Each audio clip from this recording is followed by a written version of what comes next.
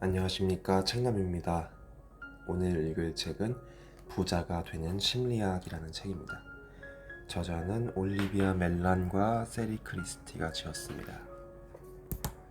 바로 본문으로 넘어가서 책을 읽어보도록 하겠습니다. 1장. 자신을 먼저 파악하라. 치유의 시작은 나를 아는 것부터. 대다수의 사람들은 돈에 대한 아주 강력한 느낌을 가지고 있다. 그렇다 보니 돈과 관련한 합리적인 결정을 내리거나 돈을 다루면서 조화로운 심리 상태를 유지하는 데 어려움을 느낀다. 어떤 사람들은 돈을 차곡차곡 모으는 반면 어떤 사람들은 돈을 흥청망청 쓴다. 돈 문제에 늘 관심을 쏟는 사람들도 있지만 돈 문제를 한사코 깊이 하려는 사람들도 있다. 어떤 사람들은 돈이 너무 많다며 죄의식을 느끼고 어떤 사람들은 돈이 너무 없다며 수치심을 느낀다. 어떤 사람들은 돈 때문에 타락하거나 품위가 손상될까봐 염려한다. 보수적인 투자자들도 있고 위험 감수를 즐기는 사람들도 있으며 아예 투자를 꺼리는 사람들도 있다. 어떤 사람들은 삶의 질에 영향을 미칠 정도로 돈 걱정에 시달리기도 한다. 그리고 막연히 떠오르는 재정적인 불안감에 사로잡힌 사람들도 있다. 사실 돈에 관한 여러 가지 기분을 느끼거나 그 기분이 바뀌는 현상은 충분히 있을 수 있는 일이다. 예를 들면 오늘은 하루 종일 돈 문제로 괴로워하다가 내일은 아예 돈 걱정을 안 할 수도 있다. 그리고 몇 달 동안 검소하게 살다가 어느 날은 갑자기 돈을 흥청망청 쓸 수도 있다. 당신은 돈에 관해 어떤 느낌을 가지고 있는가? 당신은 돈을 어떻게 바라보고 있는가? 저자는 돈과 관련해서 돈을 대하는 태도로 5가지 유형을 소개합니다. 구두쇠. 당신은 늘 돈을 끌어안으려고 하고 필요한 것을 마련하기 위한 예산 짜기를 좋아한다.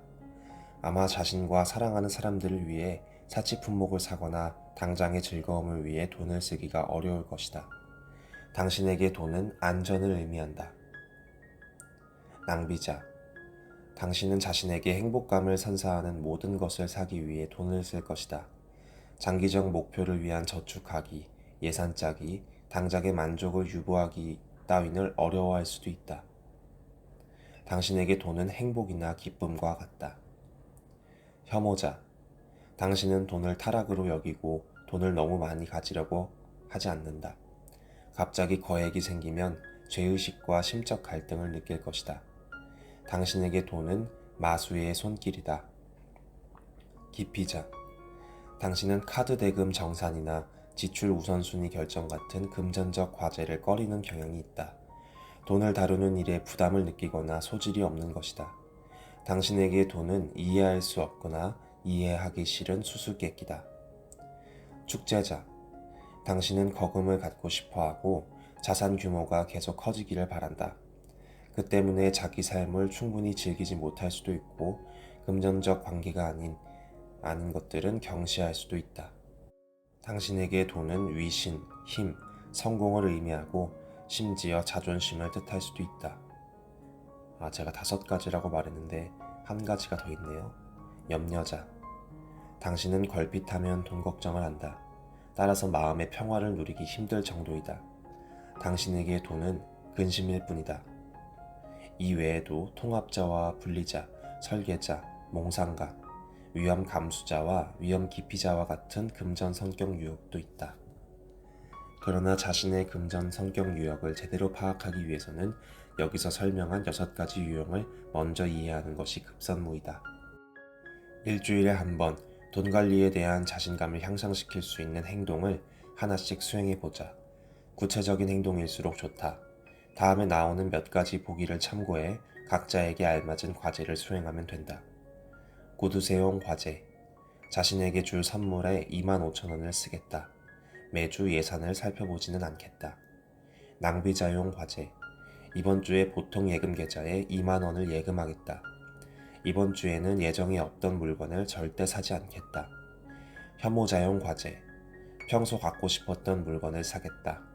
나를 위해 쓰든 남을 위해 쓰든 돈을 쓸 수 있는 방법의 목록을 만들겠다. 기피자용 과제.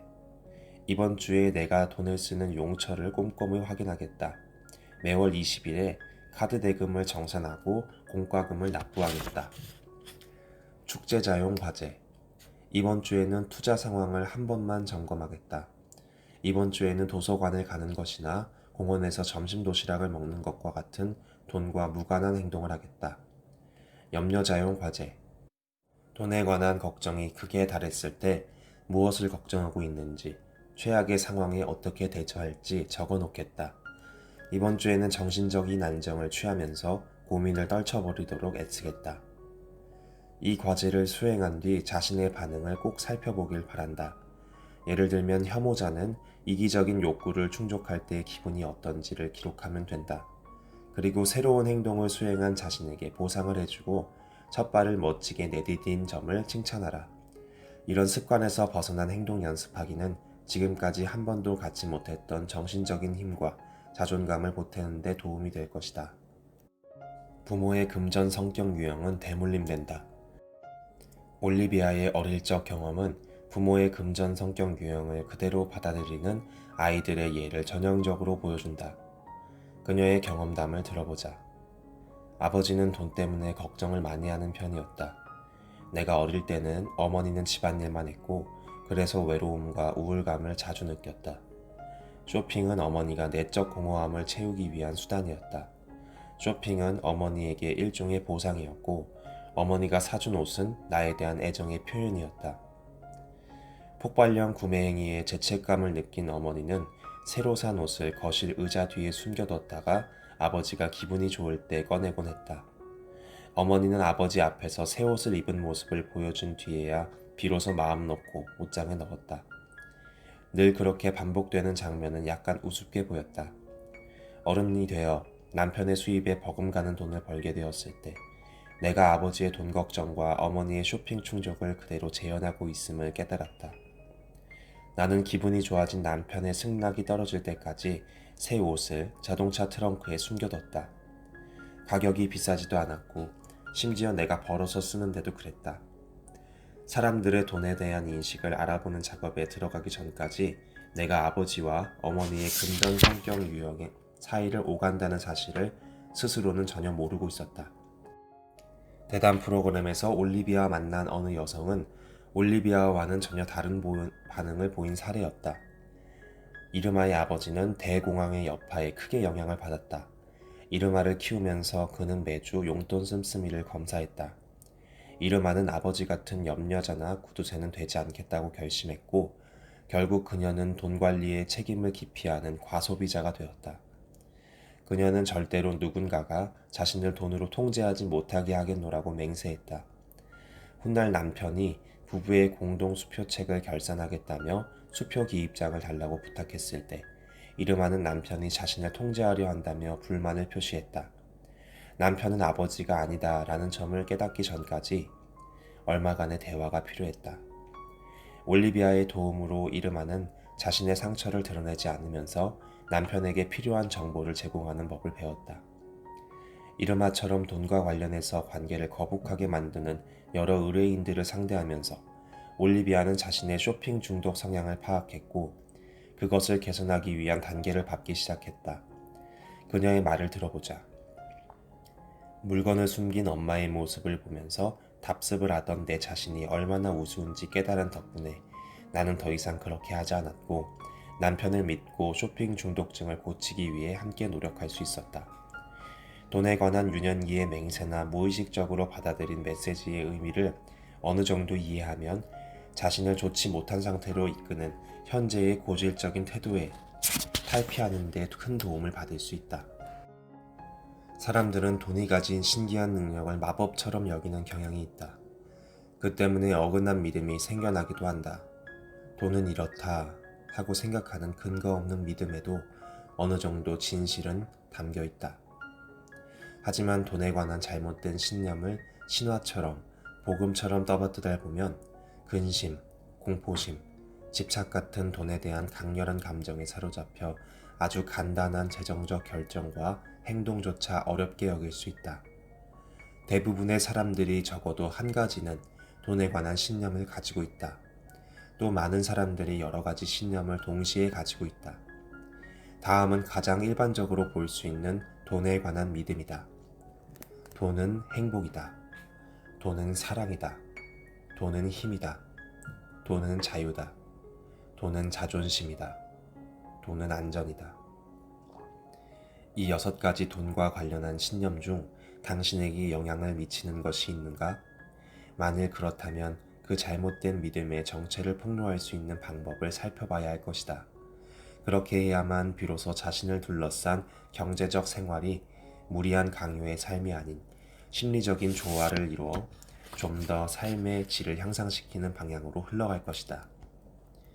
돈은 행복이다 라는 말은 가장 만연한 믿음 중에 하나다. 이 믿음은 아주 오래전부터 시대를 풍자하는 말이나 민담에서 다음과 같이 표현되곤 했다. 돈이 인생의 전부는 아니지만 네모다. 잘 살던 적도 못 살던 적도 있지만 네모다. 아마 첫 번째 문장 빈칸을 채울 말은 중요한 것일 것이다. 그리고 두 번째 문장의 빈칸은 잘 사는 편이 더 낫다 라는 말이 들어갈 것이다. 각종 잡지와 서적에서는 열심히 일해 부자가 되고 결국엔 행복하게 산다는 사람들의 감동적인 이야기가 실려있다. 오프라 윈프리, 리처드 브랜든, 고 스티브 잡스와 같은 사람들은 성공의 전형적인 모델로 간주된다. 그러나 과연 그들이 정말 행복할까? 만일 그렇다면 돈이 그들의 행복에서 차지하는 역할이 어떤 것인지 정확히 알 수 있을까? 물론 금전적으로 쪼들리는 상황에 있다면 행복에 악영향을 미친다. 1940년대의 뮤지컬 알레그로에 나오는 노래에는 다음과 같은 가사가 있다. 돈이 전부가 아니지만 가난해 보면 알지. 그러나 돈은 행복과 만족의 원동력이 아니다. 이 사실을 인식하지 못하는 사람들은 돈을 더 많이 모아야 한다는 압박감을 느낀다. 행복에 대한 집착으로 인해 행복이 사라질 때까지 말이다. 당신은 돈은 행복이다 라고 믿지 않는다고 자부할지 모른다. 다음에 5가지 질문에 한번 대답해 보길 바란다. 혹시 당신은 불행하다거나 꿈을 이루지 못했다고 느끼는가? 그렇다면 그 이유는 돈을 많이 벌지 못했기 때문이라고 생각하는가? 당신보다 형편이 어려운 사람들을 대면할 때 당신은 그 사람들이 아주 행복하지는 않을 것이라고 짐작하는가? 당신보다 더 많이 벌거나 더 많이 쓰는 사람들을 보면 질투가 나는가? 그 사람들은 당신보다 더 편안하고 만족하면서 살 것 같은가? 당신은 돈만 많이 번다면 훨씬 더 행복할 텐데 하고 생각하는가? 당신의 수입이 배우자의 수입이 약간 줄어들어도 크게 낙담하는가? 이 5가지 질문 가운데 최소한 3가지에서 그렇다라고 대답했다면 당신은 돈은 행복이다 라는 믿음을 갖고 있는 셈이다. 이제 돈은 행복이다 라는 신념에 도전장을 내밀어 보자. 우선 당신에게 큰 행복감을 선사하는 2가지 활동을 골라 노트에 적길 바란다. 그런 다음에 질문에 대한 답변을 기록하라. 그 2가지 활동을 하는데 얼마나 많은 비용이 드는가? 두 활동의 효과가 극대화되는 경우 그것을 당신 혼자 할 때인가 아니면 다른 사람들과 함께 할 때인가? 워크숍에서 이 과제를 수행한 참가자들은 자신에게 행복을 주는 활동에 대체로 비용이 적게 들거나 거의 들지 않는다는 사실에 놀란다. 게다가 그런 활동은 다른 사람들과 함께 할 때가 많다는 사실에 한 번 더 놀란다.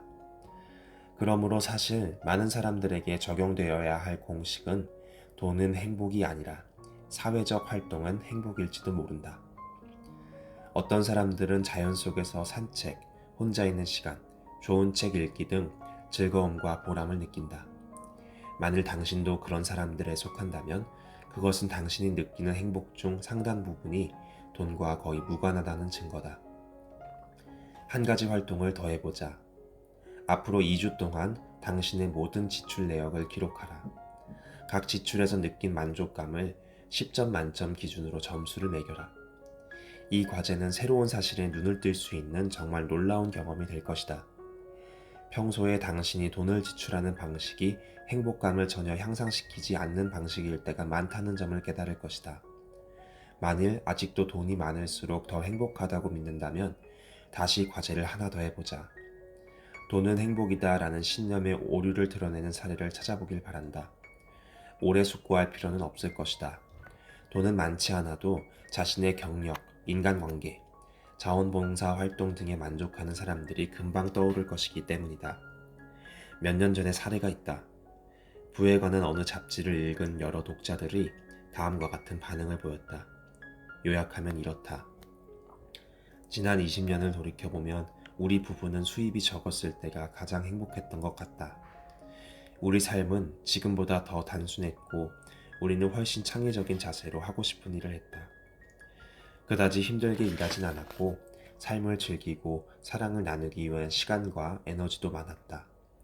우리에게는 그런 요소가 진정한 부 같았다. 반면 연예신문과 잡지에서는 이런 기사들로 도배되어 있기도 했다. 돈은 남아 돌지만 불행한 결혼 생활을 여러 번 겪고 약물 중독이나 다른 중독에 시달리는 할리우드들의 명사들, 스포츠 스타들, 대중음악의 전설들. 부는 그런 사람들에게 행복을 안겨다 주지 못했다. 이와 관련해 전곡을 찌르는 사례가 있다. 올리비아는 초대 손님으로 출연한 어느 텔레비전 대담 프로그램에서 데니스를 만났다.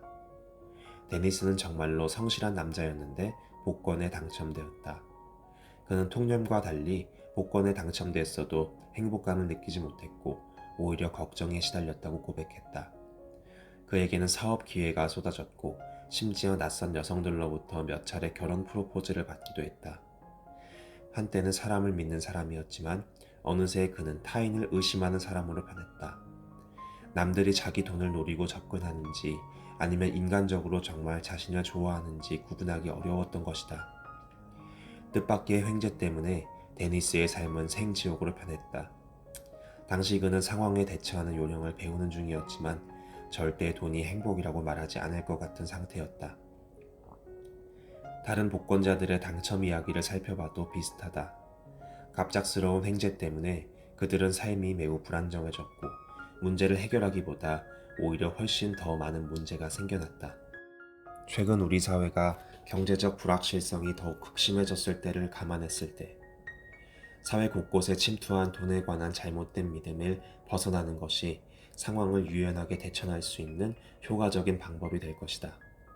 이런 잘못된 신념에서 벗어나면 월급이 오르지 않거나 어쩔 수 없이 임금이 낮은 일을 해야 하는 상황에 놓여도 박탈감이나 우울감에서 빨리 벗어나게 될 것이다. 또한 경제적 상황에 부침에도 불구하고 인생에서 진정 즐거움을 느낄 가능성이 훨씬 높아질 것이다. 다음은 돈은 행복이라는 신념에서 벗어나지 못하는 사람들에게 필요한 최종 과제이다. 일주일에 한 번씩 돈이 거의 들지 않으면서도 행복감을 느낄 수 있는 활동을 수행해라. 이미 하고 있는 활동이든 전혀 새로운 것이든 상관이 없다. 그런 활동을 하면서 느낀 부분을 꼼꼼히 기록해라. 이 과제는 돈 한 푼 쓰지 않으면서도 행복감을 느낄 수 있는 활동이 많다는 사실을 깨닫는 데 도움이 될 것이다. 돈은 자유다. 많은 사람들의 머릿속에는 돈은 자유다라는 믿음이 자리 잡고 있다. 이 신념은 우리가 살면서 정말 하고 싶은 일이 있으면서도 하지 않을 때 둘러대는 핑계이기도 하다. 우리는 돈만 더 있으면 마음껏 그림을 그릴 텐데 라거나 소설을 쓸 텐데 라거나 유럽 여행을 할 텐데 라거나 직업을 바꿀 텐데 라며 과감하게 나서지 못하는 자신을 합리화한다. 물론 돈은 자유다라는 신념을 비롯한 돈에 관한 잘못된 믿음들에는 약간의 진실 또한 담겨 있다. 다만 우리가 하고 싶은 일 중에서 돈이 드는 일도 있기 때문에 간절히 원하는 자유를 가로막는 진정한 원인을 파악하는 대신 그저 이 신념에 안주하고 마는 것이다. 다음 문항들 가운데 몇 개에 그렇다라고 동의할 수 있는가? 내가 정말 하고 싶은 일을 하지 못하는 주요 원인은 돈이 부족한 것이다. 복권에 당첨되면 이 따분한 삶에서 벗어날 수 있을 것이다. 부자들에게는 이상적인 삶을 누릴 만한 자유가 있다. 진정한 자유는 넉넉한 돈이다. 평소 나는 돈만 충분하다면 할 수 있을 것 같은 일을 꿈꾸고 돈만 많이 생긴다면 누릴 수 있을 것 같은 자유를 간절히 기대한다. 이 5가지 문항 중 3개 이상에 동의한다면 최소한 어느 정도는 돈이 자유라고 믿는 셈이다. 돈은 자유라는 관념에 도전장을 내미는 차원에서 우선 이 신념과 정면으로 배치되는 삶을 살아가고 있는 삶을 떠올려보자. 혹시 주변에 돈은 많이 있지만 전혀 자유로워 보이지 않는 사람이 있는가? 혹시 일에 너무 열중한 나머지 중요한 가족 행사에 자주 빠지는 친구나 물려받은 재산 때문에 늘 쫓기듯 살아가는 지인이 있을지 모르겠다. 반면 돈은 많이 없어도 무척 자유로워 보이는 친구나 지인이 있을 수도 있다. 음악가와 작가, 그리고 자유업 종사자 중에는 심각한 금전적 부담에 얽매이지 않는 삶을 살면서 만족해하는 사람들이 많다. 공저자인 우리 2사람이 대학을 막 졸업했을 때는 저렴한 비용의 유럽 여행이 바로 그런 삶의 연장선이었다. 믿을지 모르겠지만 당시 가장 인기 있는 여행사는 하루 $5로 유럽 여행하기였다. 당시 많은 친구들이 지나가는 자동차를 얻어 타고 현지인 마을에 머물면서 유럽 전역을 여행했고 유럽 각국 문화를 생생히 체험했다. 값비싼 미국식 호텔에 머물면서 유럽의 색다른 생활 방식을 전혀 접하지 못하는 사람들이나 여행을 전혀 가지 못하는 사람들의 경험과는 너무나도 대조적이었다. 그런 여행은 자유와 전혀 무관해 보인다. 그런데 지금 여기서 말하는 자유는 이기적이거나 노골적이거나 해로울 수 있는 우리의 모든 충동을 현실화할 수 있는 자유가 아니다. 아무리 많은 재산이 있어도 그런 식의 자유는 누릴 수 없다. 지금 논하고 있는 자유는 우리의 잠재력에 도달할 수 있는 기회, 즉 우리가 바라는 것을 할 수 있고 우리가 원하는 존재가 될 수 있는 기회이다. 다음은 돈은 자유다라는 믿음의 정체를 폭로할 때 보탬이 되는 또 다른 과제들이다. 앞으로 2주 동안 돈을 쓰는 경로를 꼼꼼히 기록하라. 각 지출을 통해 얼마나 큰 기쁨을 느끼는지 10점 만점 기준으로 점수를 매겨라. 그런 지출을 쓸 돈을 벌기 위해 몇 시간을 일하는지를 기록해라. 일단 자신의 시급을 계산해야 한다. 자신의 시급이 얼마인지 모르면 매주 일하는 시간에 50주를 곱한 값으로 연봉을 나눠라. 예를 들어 한 주에 35시간 일한다고 가정했을 때 35에 50을 곱한 값은 1750시간이고 연봉이 4550만 원이라면 4550만 나누기 1750 이꼴 26,000이므로 당신의 시급은 26,000원이다. 아마 상당수의 사람들이 이 과제에서 느끼는 바가 있을 것이다. 자신이 그다지 중시하지 않거나 즐기지 않는 일에 돈을 쓰고 여가 시간을 허비한다는 사실을 깨달을 것이다. 과제를 하나 더 해보자. 만일 자신의 꿈과 목표에 더 다가가고 싶다면 다음의 질문을 곰곰이 생각해 보길 바란다. 앞으로 6개월 동안 굳이 현재 경제 상황에 큰 변화를 초래하지 않으면서도 당신에게 더 많은 자유를 선사할 수 있는 일을 할 수 있겠는가? 할 수 있다면 구체적으로 어떤 일을 할 수 있겠는가? 그런 일을 지금까지 하지 못하는 이유는 무엇인가? 정말 돈 때문인가? 아니면 다른 무엇 때문인가? 앞으로 2주 동안 어떻게 하면 당신이 원하는 자유에 더 다가갈 수 있겠는가? 자유를 향한 발걸음을 내디딜 때 어떤 생각과 느낌이 드는지 자신을 곰곰이 살펴라. 그리고 진정한 자유를 향해 나아가는 자신에게 보상을 제공해라. 돈과의 조화로운 관계를 향해 한 걸음 더 다가가는 의미에서 돈과의 대화를 한 편 이상 작성해 보길 바란다. 아마 다른 사람들처럼 당신도 자신에 관해 새로운 사실을 알 수 있을 것이고 정말 기발하면서도 재미있는 과제라는 생각이 들 것이다. 우선 돈을 마치 당신과 어떤 관계가 있는 사람으로 가정하고 그 관계가 어떤지에 대해 돈과 대화를 나눈다고 상상해보자. 만약 상상하기 어려우면 머니라는 사람이 텔레비전 상담 프로그램에서 초대 손님으로 출연하는 모습을 떠올려보자.